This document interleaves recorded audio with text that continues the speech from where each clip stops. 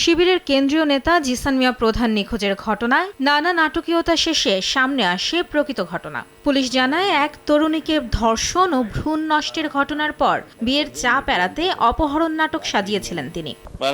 আপনাকে ধন্যবাদ। রোববার সংসদে সরকারি ও বিরোধী দলের আলোচনায় উঠে আসে জিসানের প্রসঙ্গ।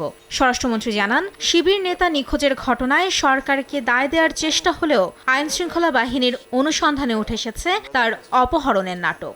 বিয়ে না করার টালবাহানায় জিসান নিজেই আত্মগোপন করে তার চাচাতো ভাই মোহাম্মদ রাসেল আহমদের মাধ্যমে দাউদকান্দি থানায় একটি নিখোঁজ জিডি করেন। এ বিষয়ে অনেকেই ভেরিফাইড ফেসবুক পেজে তার নিখোঁজের বিষয়টি অন্যভাবে বর্ণনা করে সরকারকে দায়ী করতে চেয়েছিল এবং প্রকৃত ঘটনা উদ্ঘাটনের পরে সেটা আমরা মনে করলাম এই ঘটনা জাতির সামনে প্রকাশ করা দরকার।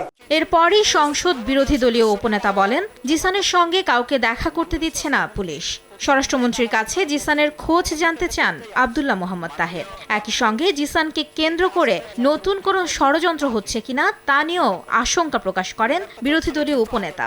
একটি দলকে কন্ডেম করার জন্য ইন্টেনশনালি এটা এখানে প্রেস করছে। জিসান এখন কোথায় আছে? এক নাম্বার। দুই নম্বর কথা হচ্ছে, এখানে কুমিল্লার পুলিশ জিসানের সাথে কারো কথা বলতে সাংবাদিকদেরকে দেখা করতে দিচ্ছে না, এবং যে মেয়েটার কথা বলা হয়েছে ওই মেয়েটার সাথেও কাউকে কথা বলতে দেওয়া হচ্ছে না। তাহলে এটা কেন?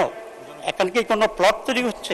11 জুন রাতে কুমিল্লার দাউদকান্দি বাজার এলাকা থেকে জিসান নিখোঁজ হয়েছেন বলে থানায় জিডি করা হয়। পরে জেলা পুলিশের একাধিক টিম অনুসন্ধান শুরু করে। স্থানীয় লোকজনের সহায়তায় লাকসাম এলাকা থেকে জিসান মিয়া প্রধানকে উদ্ধার করা হয়। মাইমুনা হায়দার চৌধুরী, সময় সংবাদ, ঢাকা।